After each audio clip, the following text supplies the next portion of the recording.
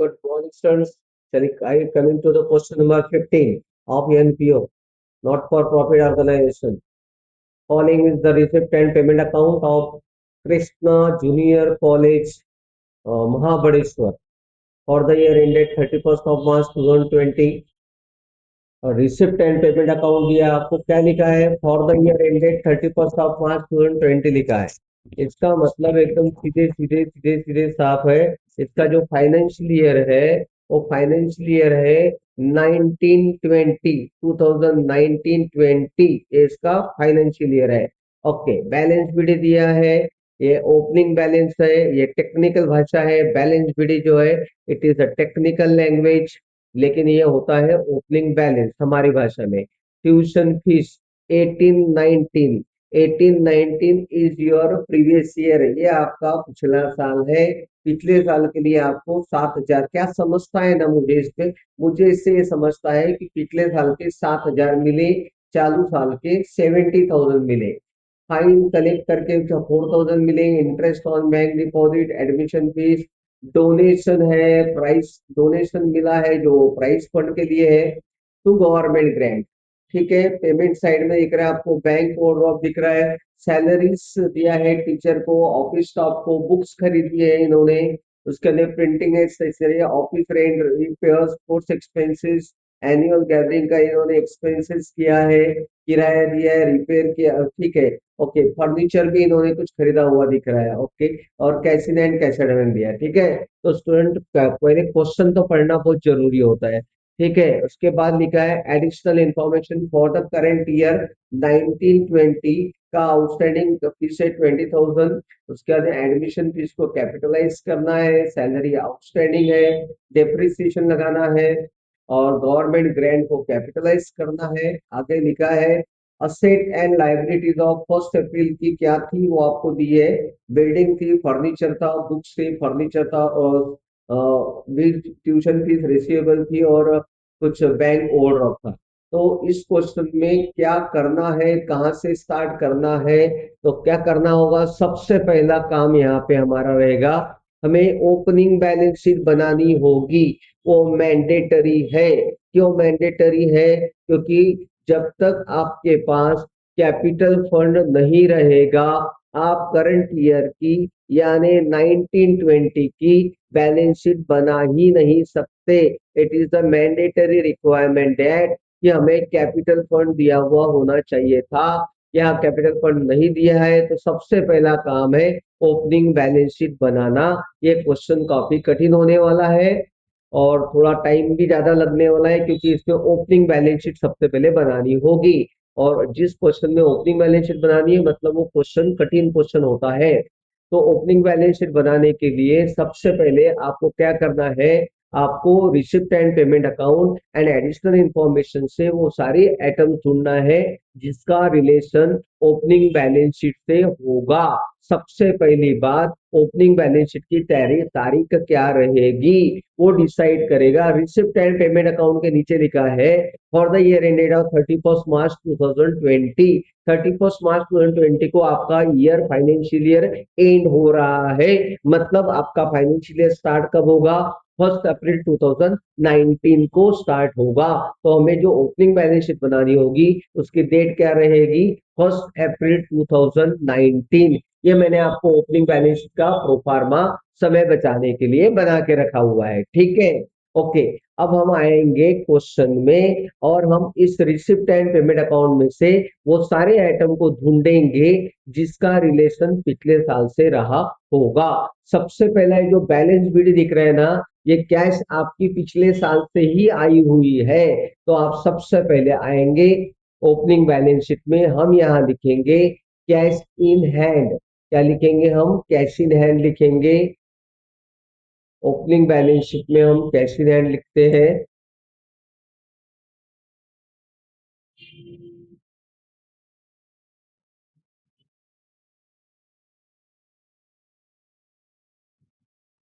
Cash in hand कितना था? Cash in hand का अमाउंट था 22,000। क्वेश्चन में चले जाते हैं और वहां जाके चेक कर लेते थे 23,500। ये आपका आ गया कैश इन हैंड, हम यहाँ लिखेंगे 23,500। ओके, ठीक है। अब सर आगे क्या करना है? आगे है ट्यूशन फीस। आपको 18-19, once again I repeat that your current financial year is 1920 and we received the tuition fees was for 18-19, means that in 18-19 it was outstanding, वो पक्का आउटस्टैंडिंग थी। 7,000 रुपए आपको मिले हैं। लेकिन आउटस्टैंडिंग कितनी थी? कितनी फीस रिसीवेबल थी? 7,000 थी या 7,000 से ज्यादा थी? 7,000 आपको मिले हैं, रिसिप्ट साइड में दिख रहे हैं, इसलिए आप बोल रहे हैं कि पिछले साल के 7,000 बाकी थे। अरे हो सकता है कि पिछले साल के बाकी और 50,000 हो, 50 में से 7 आए हो, तो इसके लिए आपको ना एडिशनल इंफॉर्मेशन देखनी पड़ेगी। तो मैं आ रहा हूँ एडिशनल इंफॉर्मेशन पे, मैं आ रहा हूँ एडिशनल इंफॉर्मेशन पे, और एडिशनल इंफॉर्मेशन में हम चेक करेंगे कहाँ पे है। 6 नंबर पे देखिए लिखा है ट्यूशन फीस रिसीवेबल 7,000। चलो ठीक है ना, अब मैं श्योर हो गया क्योंकि उन्होंने दिया है कि भाई वो 7,000 ही थे। तो मैं यहाँ पे आऊंगा और यहाँ लिखूंगा tuition tuition fees receivable, tuition fees receivable 7,000 रुपए। ओके, वापस आएंगे क्वेश्चन पे। इसके बाद fine collected interest on bank deposit, कोई आइटम ऐसा नहीं है कि जिसका मैं पिछले साल से कोई रिलेशन निकाल सकूं, ठीक है। अब आता हूं मैं पेमेंट साइड में। पेमेंट साइड में सबसे पहले लिखा है बैंक ओवरड्राफ्ट। आपने बैंक ओवरड्राफ्ट का पेमेंट किया। ओवरड्राफ्ट मतलब होता है बैंक से लिया गया शॉर्ट टर्म लोन, बँकेकडून घेतलेले शॉर्ट टर्म लोन। अभी पेमेंट साइड में आपका दिख रहा है कि आपने लोन वापस किया, इसका मतलब साफ है कि आप पिछले साल आपके ऊपर क्या रहा होगा? लोन रहा होगा। अब ये अगर आप देखेंगे ना तो ये आपकी 6 नंबर की एडजस्टमेंट भी आपको कंफर्म कर रही है कि हमारे पास लोन था, बैंक ओवरड्राफ्ट था, कितने का? 28,500 का था। दिख रहा है आपको? ये देखिए बैंक ओवरड्राफ्ट 28,500। तो लोन था आपके, मतलब वो आपके लाइबिलिटी साइड में रहा होगा। तो मैं यहाँ लिखूंगा बैंक ओवरड्राफ्ट। कितना लिखूंगा मैं? ये लिखूंगा 28,500, 28,500। वापस आऊंगा क्वेश्चन पे। मैं ढूंढ रहा हूँ, क्या ढूंढ रहा हूँ? ऐसे आइटम्स को ढूंढ रहा हूँ जिसका रिलेशन पिछले साल के बैलेंस शीट से रहा होगा। ओके, उसके बाद सैलरी, सैलरी बाकी ऐसे कोई आइटम मुझे नहीं नजर आ रहा कि जिसका पिछले साल से कोई रिलेशन हो। Now I will directly jump to the adjustment number 6, additional information number 6, because क्योंकि उसी में दिया है कि क्या क्या असेट और लाइबिलिटीज थी। तो बोलता है कि असेट एंड लाइबिलिटी ऑन 1 अप्रैल को कितनी थी? बिल्डिंग 18 लाख की थी। तो हम आ जाते हैं, असेट साइड में लिख लेते हैं। क्या लिखेंगे हम लिखेंगे बिल्डिंग। बिल्डिंग कितने की थी? 18 लाख की थी। 18 लैक्स, सॉरी मुझे आउटर कॉलम में लिखना होगा 18 लैक्स। साथ साथ में पढ़ाते पढ़ाते लिखने में थोड़ा परेशानी होती है, थोड़ा उसके लिए एक्सक्यूज है आपके लिए, सॉरी है मेरी तरफ से। ओके, बिल्डिंग लिख लिया हमने। उसके बाद फर्नीचर था 7 लाख की, बुक्स थी 5 लाख की। ओके, फर्नीचर हम यहाँ लिखेंगे फर्नीचर। फर्नीचर था कितने का? 7 लाख का। 7 लैक्स, 7 लैक्स का फर्नीचर था। और क्या थी? और थी भैया बुक्स थी 5 लाख की। यहाँ में आएंगे, बुक्स में आएंगे और यहाँ लिखेंगे 5 लैक्स की बुक्स थी। ओके, वापस आ रहा हूँ क्वेश्चन में, वापस आ रहा हूँ मैं। चलिए आगे दिया था बैंक डिपो 9% बैंक डिपॉजिट भी था, बोलते 3 लाख रुपए का। ठीक है ना, कोई बात नहीं। तो यहाँ हम 9% बैंक डिपॉजिट लिख देंगे। 9% बैंक डिपॉजिट, बैंक का डिपॉजिट करके रखा था इन्होंने, वो था आपका 3 लाख रुपए। 3 लैक्स, ये हमने लिख लिया 3 लैक्स। ओके, वापस आएंगे क्वेश्चन में, वापस आ रहा हूं मैं क्वेश्चन में। और ट्यूशन फीस रिसीवेबल दिया है तो हमने ऑलरेडी वो लिख चुके थे, ठीक है ना, वो हमको उधर से मिल चुका था। और बैंक ओवरड्राफ्ट में हम लिख चुके हैं, ठीक है। सो मैं क्या करूंगा ना, मैं ओपनिंग बैलेंस शीट में आऊंगा, टोटल करूंगा। इस साल का जो टोटल आ रहा है वो आ रहा है 33,30,500। 33,30,500 आ रहा है। I will put the same total on opposite side. मैं यही टोटल को उठाऊंगा और यहाँ पे लिख दूंगा, ठीक है। यहाँ लिख दिया मैंने 33,30,500। थोड़ा कॉलम का साइज कम ज्यादा हो रहा है, वो कर देते हैं। अब जो डिफरेंस आएगा ना उसको नाम देंगे हम कैपिटल फंड। क्या नाम देंगे हम उसका? Capital fund. और ब्रैकेट में लिखेंगे बैलेंस फिगर, वो आ रहा है 33,02,000। ठीक है, कैपिटल फंड आ रहा है आपका 33,02,000। ये आपका कैपिटल फंड आ रहा है। ब्रैकेट में लिखेंगे हम बैलेंसिंग फंड। मैंने आप नंबर ऑफ टाइम्स आपको बताया है, सॉरी, बैलेंसिंग फिगर। ओके, तो number of times I told you कि ऐसा क्यों लिखते हैं। इसका मतलब ये होता है कि सर हमने ये फिगर ना ढूंढ के निकाला हुआ फिगर है, ये हमारा ढूंढ के निकाला हुआ फिगर है, तो it was not given in question. तो ये कैपिटल फंड निकालने के लिए हम इतनी सर्कस कर रहे थे, समझ में आया आपको? इसके बगैर आपका क्वेश्चन कंप्लीट हो ही नहीं सकता। तो हम आ जाएंगे आपके कैपिटल फंड पे। ओपनिंग बैलेंस शीट हमारी कंप्लीट हो चुकी है। नाउ हम कम बैक टू क्वेश्चन। अब अगला कदम क्या है? ओपनिंग बैलेंस शीट आपने बना ली, अगला कदम क्या है? अगला कदम ये है कि आपको एडजस्टमेंट की मार्किंग करना है। तो बोलता है for the current year tuition fees 10,000 रुपए आउटस्टैंडिंग थी, एडजस्टमेंट की मार्किंग करना है। कैसी करते हैं मैं समझा के बता देता हूँ आपको, ठीक है? तो यहाँ पे आपकी फॉर द करंट ईयर 1920 पे जाइए और यहाँ पे जाके एक 70,000 पे एक राइट मार्क लगा दीजिए, ठीक है? 50% admission fees should be capitalise. तो एडमिशन फीस पे जाइए और एक ऐसा मार्किंग लगा दीजिए, लगा दिया sir. Outstanding salary for teacher, तो टीचर के सैलरी पे जाइए, ऐसा एक मार्किंग लगा दीजिए, लगा दिया। डिप्रिसिएशन लगाना है बुक्स पे और फर्नीचर पे, काय पे लगाना है? बुक्स पे और फर्नीचर पे। Okay, I will come to the opening balance sheet. या मैं बुक्स पे भी एक राइट मार्क लगा दूंगा, फर्नीचर पे भी मैं ऐसे एक राइट मार्क लगा दूंगा। ओके, वापस आता हूँ क्वेश्चन में। उसके बाद 50% government grant should be capitalise, तो गवर्नमेंट ग्रांट पे जाऊंगा, ऐसा राइट मार्क लगा दूंगा। तो ये मैंने एडजस्टमेंट के राइट मार्क इसलिए लगाए हैं क्योंकि मुझे याद रहना चाहिए एट क्वेश्चन सॉल्व करते समय कि इनमें एडजस्टमेंट है। ओके, सो नेक्स्ट अब हम we will start the question. अब यहाँ से आपका क्वेश्चन सॉल्व करना स्टार्ट होगा। कहाँ से स्टार्ट करेंगे आप? हम शुरू करेंगे ओपनिंग बैलेंस शीट से। तो एज यूजुअल हम ओपनिंग बैलेंस शीट से स्टार्ट करते हैं। कैश इन हैंड क्या दिया है? कैश इन हैंड असेट में है, असेट में लिखना है आपको। क्या लिखना है? कैश इन हैंड और कैश एट बैंक लिखना है। वापस आऊंगा, नए बैलेंस शीट में आएंगे और नए बैलेंस शीट में हम लिखेंगे cash in hand, cash in hand. और कितना था वो? 200 था आई थिंक। और लिखेंगे cash at bank, cash at bank. Okay, देख लेते हैं क्वेश्चन में कितना दिया है। कैश इन हैंड कैसे? वो 6,800 दिया है, तो ये लिख देंगे हम 6,800, 6,800।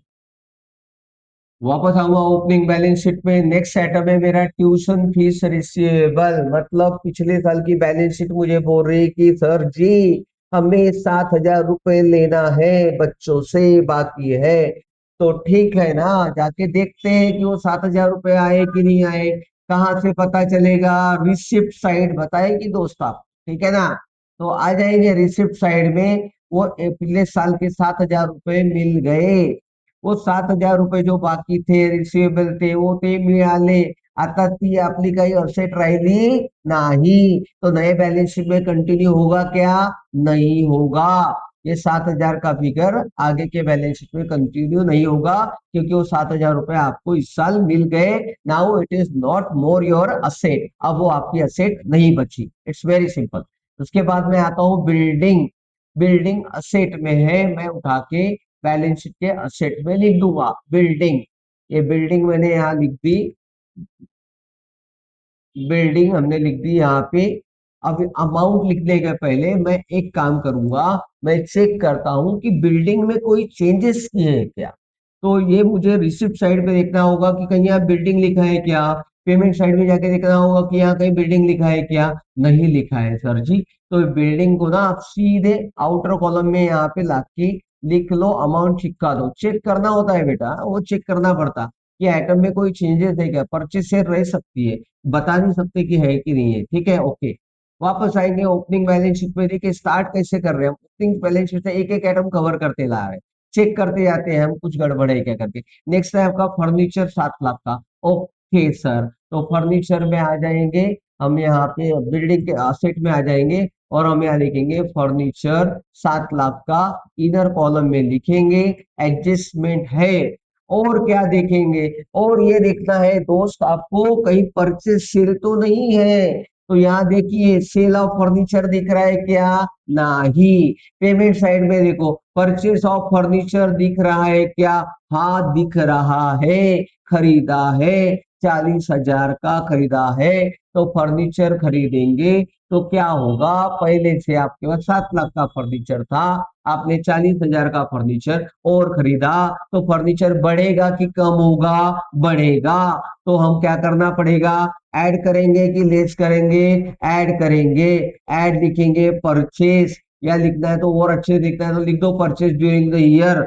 परचेज, मैं तो परचेज इतना ही लिख रहा हूँ, ठीक है। And I will make the total, मैं इसकी टोटल करूंगा, वो इधर कॉलम में रहेगी। 7,40,000 डेप्रिसिएशन लगाना है, याद रखना पड़ता है इतना सारी चीजें। वापस आ जाओ ओपनिंग बैलेंस शीट पे। नेक्स्ट आइटम है बुक्स, मार्किंग लगा है। चलिए उठाओ और बुक्स को वहां से उठाओ और यहाँ पे लाके चिपका दो। बुक्स कितने की थी भाई? बुक्स थी आपकी 5 लाख रुपए की थी आई थिंक। ये बुक्स थी आपकी 5 लाख रुपए की। इनर कॉलम में जाके चिपकाना है। चेक करना है, क्या चेक करना है? परचेज सेल है क्या?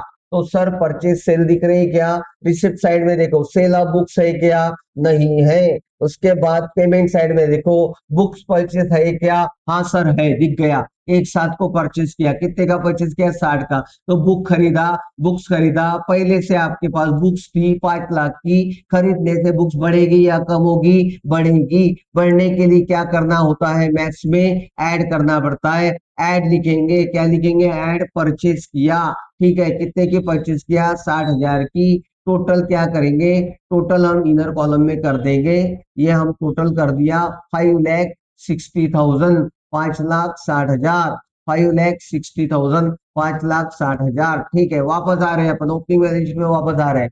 नेक्स्ट है 9% बैंक डिपॉजिट। तो बैंक डिपॉजिट असेट है, असेट में उठा के लिख दूंगा 9%। एक लाइन जगह छोड़ के लिख रहा हूँ 9% बैंक डिपॉजिट। अब मैं थोड़ा कुछ चेक करूंगा, मैं थोड़ा कॉशियस हो जाता हूँ, समझ लेता हूँ कि भाई 3 लाख रुपए बैंक में डिपॉजिट रखा हुआ था, तो 3 लाख का 9% कितना होता है? 3 लाख का 9% होता है 27,000। तो रिसिप्ट साइड में मैं चेक करूंगा कि भाई ब्याज आया है कि नहीं आया है, इंटरेस्ट मिला है कि नहीं मिला है। आ जाइए क्वेश्चन में, देखिए यहाँ पे इंटरेस्ट ऑन बैंक डिपॉजिट कितना दिख रहा है? 25,500 दिख रहा है। एक साल का इंटरेस्ट होता कितना है? एक साल का इंटरेस्ट होता है 27,000। मिले कितने हैं? 25,500। मतलब क्या है? एक्यूड इंटरेस्ट है, बाकी है, बैलेंस है, आउटस्टैंडिंग है, ऐसे बोल सकते हैं। तो फिर क्या करना है सर? सर बस इतना करना है, इसको इधर कॉलम में लिखना है बेटा, इसको क्या करना है? इधर कॉलम में लिखना है और इसका इंटरेस्ट तुरंत चढ़ाना है। इनकम साइड में आ जाएंगे, यहाँ लिखेंगे हम bye interest on on fix deposit. ये तुरंत लिखने से फिर भूलते नहीं है, ठीक है ना। इंटरेस्ट ऑन फिक्स डिपॉजिट वो दिया है 25,500। ऐड करेंगे नीचे में, ऐड एक्यूड इंटरेस्ट, जो इंटरेस्ट आप कमा चुके हैं लेकिन आपको नहीं मिला है तो उसको बोलते हैं एक्यूड इंटरेस्ट। ऐड करेंगे एक्यूड, ACCRUD, एक्यूड इंटरेस्ट। ये जो टर्म है ना, एक्यूड वर्ड, ये अकाउंटिंग की टर्म है। एक्यूड इंटरेस्ट आएगा आपका 1,500। अगर आपको ज्यादा और अच्छा चाहिए तो मैं कर सकता हूँ, और आपको थोड़ा समझ ज्यादा अच्छे से समझने के लिए कैलकुलेशन कर देता हूँ यहाँ पे मैं। आप जिसी को अगर नहीं समझ में आ रहा तो कमेंट कर दीजिए, दोबारा एक्सप्लेन करके दे दूंगा आपको, ठीक है, कोई इश्यू नहीं है। तो ये देखिए भाई साहब 3 लाख का, क्योंकि ये थोड़ा ना बच्चों के हिसाब से, 12th के हिसाब से थोड़ा बड़ा कॉम्प्लिकेटेड हो जाता है कुछ बच्चों के हिसाब से, एवरेज स्टूडेंट के थे। 3 लाख का 9% होता है भाई साहब, वो होता है 27,000। कितना होता है? 27,000। उसमें से हमें माइनस हो गया 25,500, माइनस हो गया 25,500 और 500, तो यहाँ पे इक्वल टू आ जाएगा आपका 1,500 रुपए बैलेंस। 3 लाख का 9% होता है 27,000। मुझे 25,500 मिल गए। कहाँ लिखे दादा? ये देखो, ये यहाँ लिखा है इंटरेस्ट ऑन बैंक डिपॉजिट 25,500। ठीक है, तो यहाँ पे आपका हो गया 1,500 एक्यूड इंटरेस्ट ऐड करके हमने इनकम में पूरा 27,000 दिखा दिया। ओके, और क्या करेंगे सर? तो भैया एक्यूड है तो आपकी असेट है, आपका बैंक डिपॉजिट बढ़ जाएगा। बैंक वाले क्या करेंगे ना, आपका डिपॉजिट बढ़ा देंगे, ऐड कर देंगे ए डबल से एक्यूड इंटरेस्ट। हाँ, अगर आपको अलग लिखा है ना भाई साहब, तो आप अलग भी लिख सकते हैं, उसमें कोई विवाद नहीं है। अगर आपको इसमें ऐड नहीं करना है तो आप अलग भी लिख सकते हो, उसमें कोई विवाद का विषय नहीं है। The total is 3,01,500। ठीक है, 3,01,500। ओके सर, ओपनिंग बैलेंस की असेट साइड हो चुकी है। हम आएंगे लाइबिलिटी साइड में। कैपिटल फंड दिया है, आ जाते हैं बैलेंस शीट में। एज यूजुअल लिखेंगे कैपिटल फंड, बिल्कुल जैसे कि वैसे लिखना है, सिर्फ बैलेंसिंग फिगर इतना नहीं लिखना है। ठीक है, तो वो हम इनर कॉलम में लिखेंगे। 33,02,000 था जहां तक मुझे याद आता है। ओके, तो हम ये 33,02,000 हमने यहाँ लिख दिया। ओके, 33,02,000 मैंने यहाँ लिख दिए। डन। वापस आऊंगा बैलेंस शीट पे, ओपनिंग बैलेंस शीट पे वापस आकर देखिए तरीका देखिए सॉल्व करने का कैसे किया। पहले ओपनिंग बैलेंस शीट बनाया, फिर ओपनिंग बैलेंस शीट को पकड़ के एक एक चीजें उठा के हम लिख रहे हैं। बैंक ओवरड्राफ्ट, बैंक ओवरड्राफ्ट मतलब लोन। क्या ये लोन आपके पे इस साल भी है क्या? नहीं सर, नहीं है। वो लोन तो हमने भर दिया। बैंक ओवरड्राफ्ट पेमेंट साइड में दिख रहा है, वो लोन तो हमने वापस कर दिया। तो फिर वो अब आपकी लाइबिलिटी है क्या? करंट ईयर के बैलेंस शीट में आएगा क्या? नहीं आएगा दादा। अब वो आपकी लाइबिलिटी नहीं है, वो हमने पे कर चुके हैं सर। अब वो नहीं आएगा, नहीं कल बैलेंस शीट में कंटिन्यू नहीं करेगा। तो opening balance sheet is over. अब आगे क्या करना है सर? अब रिसिप्ट एंड पेमेंट अकाउंट में पकड़ना है। ठीक है, तो रिसिप्ट एंड पेमेंट अकाउंट में बैलेंस बीडी कैश कहीं नहीं लिखना होता। उसके बाद में ट्यूशन फीस 18-19 के 7,000। 18-19 आपका करंट ईयर है क्या? नहीं है, पिछले साल के थे, पिछले साल के बाकी थे, वो मिल गए। अब वो आगे कोई रिपोर्ट में नहीं आएंगे, हमारे कोई फाइनेंशियल स्टेटमेंट्स में नहीं आएगा। 1920 का 1920 की आपको मिली, वो आपकी इनकम है। इनकम साइड में आ जाइए, लिखिए यहाँ सब्सक्रिप्शन बाय सब्सक्रिप्शन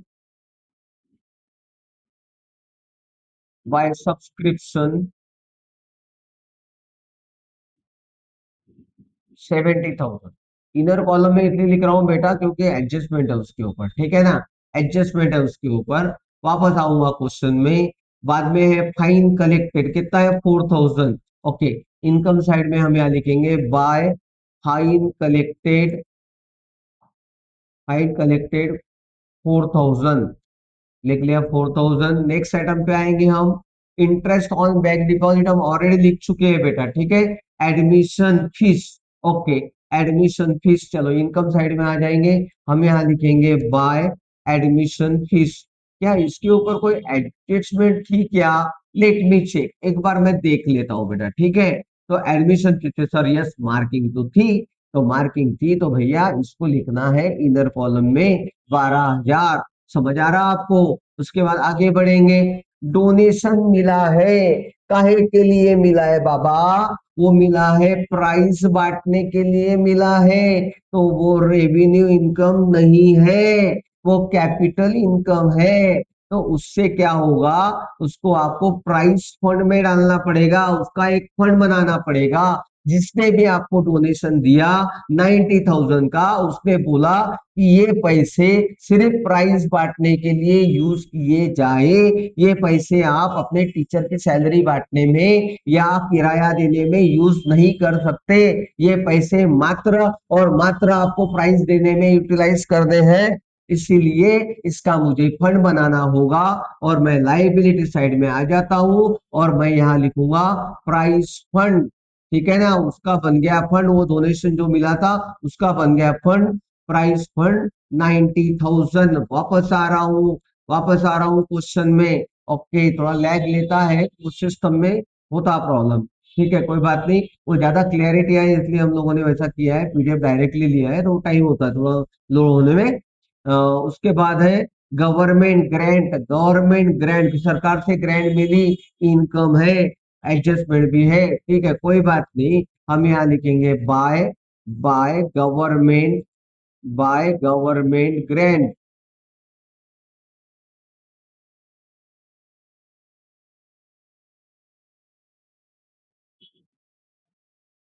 चलिए, अमाउंट क्या है गवर्नमेंट ग्रांट का? आई थिंक 1,73,000 है। ओके, क्रॉस वेरीफाई कर रहा था बेटा मैं। 1,73,000, 1,73,000। अरे गड़बड़ तो हो गई है सर, गवर्नमेंट ग्रांट यहाँ नहीं चाहिए था, एक लाइन जगह छोड़ के चाहिए था। बाय बाय गवर्नमेंट ग्रांट, ठीक है, 1,73,000। चलिए वापस आएंगे हम अपने क्वेश्चन में। रिसिप्ट साइड हमारी कंप्लीट हो चुकी है। बैंक ओवरड्राफ्ट कहीं लिखने की जरूरत नहीं है, वो पेमेंट था, लाइबिलिटी थी, वो आपने हमने पेड कर चुकी है, वो लिखने की। सैलरीज टू टीचर स्टाफ क्या है? एक्सपेंडिचर है। यहाँ हम लिखेंगे to salaries to teachers staff, salary to teacher staff. कितना फिगर है मुझे देखना होगा। वो है 1 लाख। आई थिंक 1 लाख है कि 2 लाख है? 2 लाख है। ओके, 2 लाख। इनर कॉलम में जाएगा 2 लाख, ये लिख लिया मैंने, 2 लाख। ओके, उसके बाद क्या है सर? वापस आओ, क्वेश्चन में वापस आना पड़ेगा। Salaries to teacher, salaries to office staff 40,000। Okay, तो यहाँ हम लिखेंगे to salaries to office staff. इस पे एडजस्टमेंट नहीं है, इसको आउटर कॉलम में लिख लो 40,000। ओके, वापस आएंगे क्वेश्चन में। उसके बाद है बुक्स परचेस। तो मैं मुझे याद है अपनी बुक्स में ऐड कर लिया था, ये देख लीजिए, हमने यहाँ बुक्स में परचेस ऐड कर ली थी, ठीक है, वो अब यहाँ लिखने की जरूरत है। उसके बाद है प्रिंटिंग एंड स्टेशनरी, एक्सपेंसेस है प्रिंटिंग एंड स्टेशनरी, यहाँ लिखेंगे टू प्रिंटिंग एंड स्टेशनरी 7,000, 7,000 रुपए। उसके बाद है टू रेंट करके है, रेंट कितना है? रेंट जाके चेक करेंगे हम। ऑफिस रेंट था 6,000। ओके, तो 6,000, ये आ गया आपका 6,000। उसके बाद नेक्स्ट क्या है? Repairs 3,000, to repairs 3,000। Next expenditure थे सारे इसलिए वो लिखना है आपको। स्पोर्ट्स एक्सपेंसेस 1,500 रुपए, टू स्पोर्ट्स एक्सपेंसेस 1,500, 1,500। ठीक है, उसके बाद में है to annual gathering expenses, annual gathering expenses. Annual gathering expenses कितने थे मैं जाके चेक कर लेता हूँ। तो वो थे हमारे 12,000। ओके, 12,000, वो थे हमारे 12,000। उसके बाद क्वेश्चन में दिया है आपको फर्नीचर दिया है, तो फर्नीचर हम ऑलरेडी लिख चुके हैं, cash in and cash at bank हम ऑलरेडी लिख चुके हैं, ठीक है। अब हम आएंगे एडजस्टमेंट पे। For the current year, for the current year 1920, अगर आपको थोड़ा नहीं दिख रहा है तो मैं व्यू बड़ा कर देता हूँ। For the current year 1920, tuition fees are outstanding 10,000। तो हम आएंगे इनकम साइड में, यहाँ पे लिखेंगे हम add outstanding for current year, C dot Y dot. कितना था करंट ईयर का आउटस्टैंडिंग? 10,000। इसका टोटल आ जाएगा आपका 80,000। आउटर कॉलम में लिखेंगे हम 80,000, ठीक है। इसकी सेकंड एंट्री आएगी आपकी बैलेंस शीट में, इसकी सेकंड एंट्री आएगी आपकी बैलेंस शीट में। बैलेंस शीट में असेट साइड में हम यहाँ लिखेंगे आउटस्टैंडिंग सब्सक्रिप्शन 10,000, 10,000।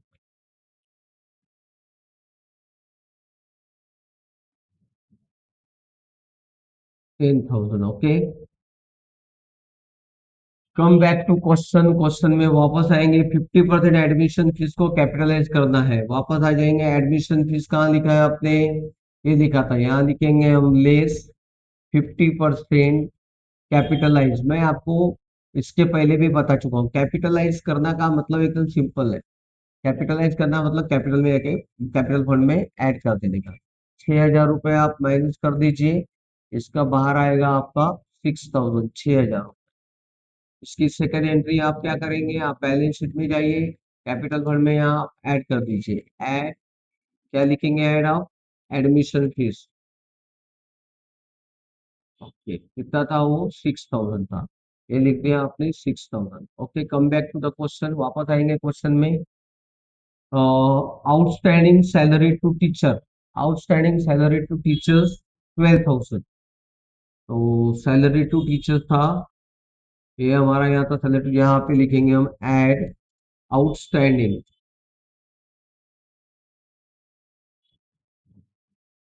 आउटस्टैंडिंग कितना था, 12,000। ओके, 12,000 हम यहाँ ऐड कर देंगे, 12,000 हम यहाँ ऐड करेंगे। टोटल आएगी आपको इसकी 2,12,000, 2,12,000 आउटस्टैंडिंग सैलरी है। इसकी सेकंड एंट्री आपको बैलेंस शीट के लाइबिलिटी साइड में लिखनी पड़ेगी। यहाँ हम लिखेंगे आउटस्टैंडिंग सैलरी, कितना लिखेंगे आप, 12,000, 12,000 रुपये लिख दीजिए, 12,000। ओके, ठीक है, मैंने पहले ही बोला था क्वेश्चन काफी बड़ा है, तो it will take some time. तो टाइम तो लगेगा, वीडियो बड़ी होगी, एक्सप्लेन करना है अच्छे से तो वीडियो बड़ी होगी, ठीक है, उतना पेशेंस तो आपको रखना पड़ेगा। ठीक है, उसके बाद डेप्रिसिएशन ऑन बुक्स 10% और फर्नीचर 15%। तो बुक्स पे और इस पे डेप्रिसिएशन लगाना है, बुक्स पे 10% लगाना है। डेप्रिसिएशन कैलकुलेट करना था हमको, तो इसके वर्किंग नोट मैंने बना के रख दिए है, मैं आपको एक वर्किंग नोट एक्सप्लेन करके दे देता हूँ। डेप्रिसिएशन लगाना था, depreciation books at the rate of 10% per annum and furniture 15% per annum. मैंने जैसे कि मैंने आपको बोला कि ये थोड़ा कॉम्प्लिकेटेड होने वाला है, इसका जो डेप्रिसिएशन है वो इजी नहीं है। ये डेप्रिसिएशन चैप्टर जिन्होंने 11th में बहुत अच्छी तरह से पढ़ा है, उनके कंसेप्ट क्लियर हो गए, ठीक है, और जिसके नहीं भी होंगे तो मैं यहाँ पे आपको एक्सप्लेन कर देता हूँ।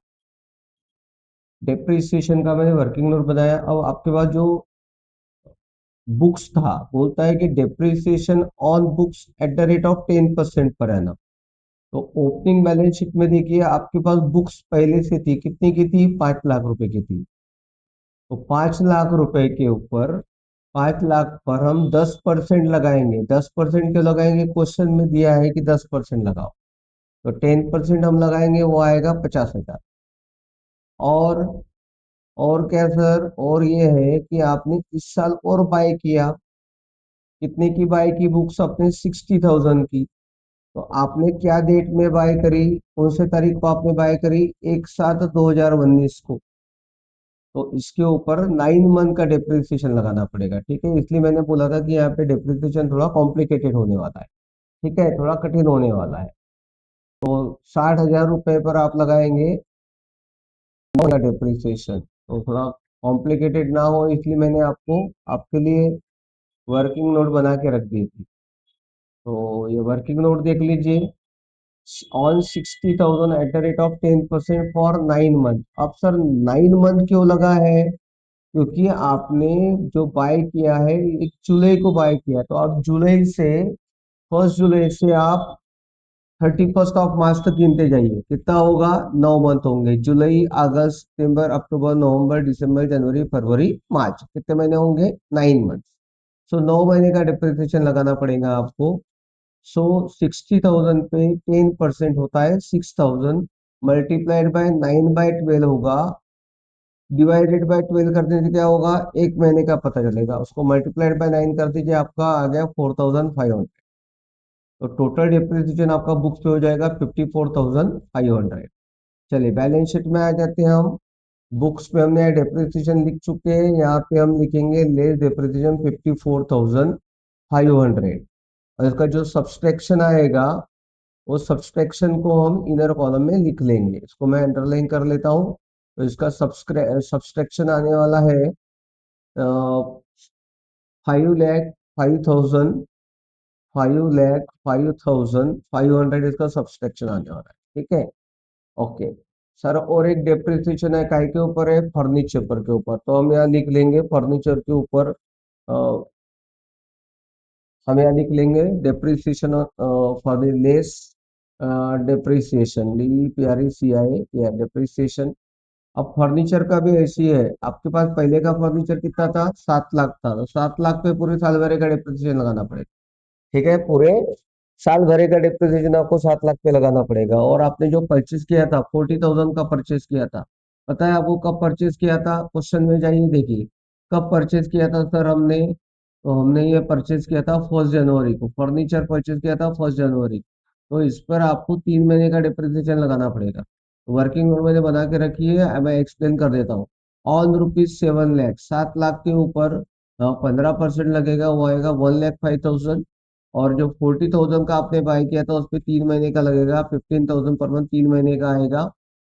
जो भी आएगा उसको हम 6,000 आने वाला है, 1 साल का मल्टीप्लाइड बाय 3/12 करेंगे, वो आएगा आपका 1,500। मेरे वर्किंग नोट में कुछ गलता था, मैंने गलती थी वो मैंने सुधार दी। ठीक है। So total depreciation on furniture will be 1,06,500। Now come to the balance sheet, यहाँ पे लिखेंगे 1,06,500। डेप्रिसिएशन लिखने से लगाने से आपके असेट की वैल्यू कम होती है, इसलिए हमने यहाँ माइनस कर दिया है। इसका सब्सट्रैक्शन आने वाला है 6,33,500, इसका सब्सट्रैक्शन आने वाला है। इसकी सेकंड एंट्री लेनी पड़ेगी आपको। सेकंड एंट्री आएगी आपकी इनकम एंड एक्सपेंडिचर अकाउंट के डेबिट साइड में, हम यहाँ लिखेंगे, हेडिंग बनाना पड़ेगा आपको, टू डेप्रिसिएशन। हेडिंग बनाना, क्यों हेडिंग बनाना है सर? क्योंकि दो आइटम पे डेप्रिसिएशन है। एक आइटम पे रहता तो आपने हेडिंग नहीं बना ली रहती, तब भी चला रहता। ठीक है। सो पहले, सबसे पहले था आपका ऑन बुक्स। बुक्स पर हमने डिप्रिसिएशन लगाया था, वो था 54,500। कहाँ से आया मैं दिखा देता हूँ, अगर आपको याद नहीं आ रहा तो। ये देखिए, बुक्स के ऊपर हमने लगाया था 54,500 और ये 1,06,500। Okay, come back to your income and expenditure account. On books हो गया, उसके बाद हो गया ऑन फर्नीचर। फर्नीचर पे था आपका 1,06,500। So the total will comes to, I think 1,61,000 total आनी चाहिए। ओके ठीक है, तो इसका टोटल इज 1,61,000। तो डेप्रिसिएशन में लगा दिया। डेप्रिसिएशन एडजस्टमेंट कॉम्प्लिकेटेड नहीं होती है, इजी रहती है। पर इस क्वेश्चन में थोड़ा सा कठिन था, क्योंकि आपको जो बुक्स था वो पहले के ओपनिंग बैलेंस भी था, करंट ईयर में परचेज भी थी, अदरवाइज डेप्रिसिएशन की एडजस्टमेंट इतनी कॉम्प्लिकेटेड नहीं होती है। ठीक है। ओके, हम वापस आ जाएंगे हमारे क्वेश्चन में। डेप्रिसिएशन के बाद हमारा क्या था? नेक्स्ट एडजस्टमेंट थी हमारी 50% और गवर्नमेंट ग्रांट को हमें कैपिटलाइज करना था। ठीक है, तो हम आ जाएंगे इनकम है साइड में। गवर्नमेंट ग्रांट आपके पास लिखा है, यहाँ पे हम लिखेंगे लेस 60%। 60% हमको क्या करना है? कैपिटलाइज करना है। तो 60% है या 50% है? Okay, once again come back to the question, थोड़ा कंफ्यूजन लग रहा है मुझे। ओके, 50% है, आधी करना है। ओके ठीक है, वेरी सॉरी। तो 50% हम कैपिटलाइज कर देंगे। 50% लेस 50% कैपिटलाइज। कैपिटलाइज, तो इसका 50% आता है 86,500। और इसको हम लेस करेंगे तो यही होगा। कैपिटलाइज करने का मतलब मैंने आपको बताया था, सिंपल सा आपको उसको कैपिटल फंड में ऐड करना है। क्या करना है आपको? कैपिटल फंड में ऐड करना है। तो हम बैलेंस शीट में आएंगे, कैपिटल फंड में हम इसको ऐड कर देंगे। Add, add government grant, government grant. ठीक है, इट वॉज 86,500। चले आगे आएंगे, अभी नेक्स्ट देखते हैं आगे क्या है। 6 नंबर का एडजस्टमेंट है, वो हमारे ऑलरेडी हो चुके हैं। It was regarding to your opening balance sheet. ठीक है, ओके ठीक है सर। तो अब आपको निकालना है कि सरप्लस आता है या डिफिसिट आता है। तो come to the income and expenditure account, तो अगर आप देखेंगे तो देखने पर ऐसा लग रहा है कि इसकी डेबिट साइड की टोटल ज्यादा आ रही है। वो आ रही है आपकी 4,42,000, 4,42,500। So I will put the same total on this side also, 4,42,500। और जो डिफरेंस आएगा, वो जो डिफरेंस आएगा उसको हम बोलेंगे डिफिशियट। तो यहाँ पे लिखेंगे आप डिफिशियट, डिफिशियट DEFICIT। और ब्रैकेट में आप लिख सकते हैं, क्या लिख सकते हैं सर? Axis of expenditure. यहाँ पे एक्सपेंडिचर ज्यादा हो गया ओवर इनकम, मतलब आपकी इनकम कम है और खर्चे ज्यादा है। तो वो आ रहा है 2,39,000 का डिफिसिट आ रहा है इस क्वेश्चन में। क्या करना है आपको, डेबिट में से क्रेडिट माइनस करना है। ये डिप्रिशिएट को आप एक काम करेंगे, बैलेंस शीट में जाएंगे और ये आपकी पहले दो प्लस वाले आइटम थे इसलिए इनका हम टोटल कर लेते हैं। द टोटल इनका आता है आपका 33,94,500 और यहाँ से आपका डिप्रिशिएट है वो जो है वो लेस हो जाएगा, लेस डिप्रिशिएट। ठीक है, तो डिप्रिशिएट थी आपकी 2,39,000, 2,39,000 माइनस कर देंगे। तो जो टोटल आया वो आप इनर कॉलम आउटर कॉलम में लिख लीजिए। टोटल आता है 31,55,000, 31,55,000। डिप्रिशिएट जो है वो माइनस करना पड़ता है, सरप्लस ऐड करना पड़ता है। Now do the total of the balance sheet, balance sheet का हम टोटल करेंगे। The total must be the same, दोनों साइड के टोटल जो है वो सेम आना चाहिए। 32,57,000, दोनों साइड के टोटल बराबर आता है 32,57,000। ठीक है, अगर आपके बैलेंस शीट का दोनों साइड का टोटल बराबर आता तभी ये क्वेश्चन सही है, एक्यूरेट है, ये माना जाता है। मैथमेटिकली एक्यूरेट है इतना तो समझ में आता है। ठीक है, ओके। सो इस तरह से क्वेश्चन यहाँ पे 50 नंबर का कंप्लीट हो गया। अगर आपको पसंद आ रहा तो लाइक करिए, सब्सक्राइब करिए।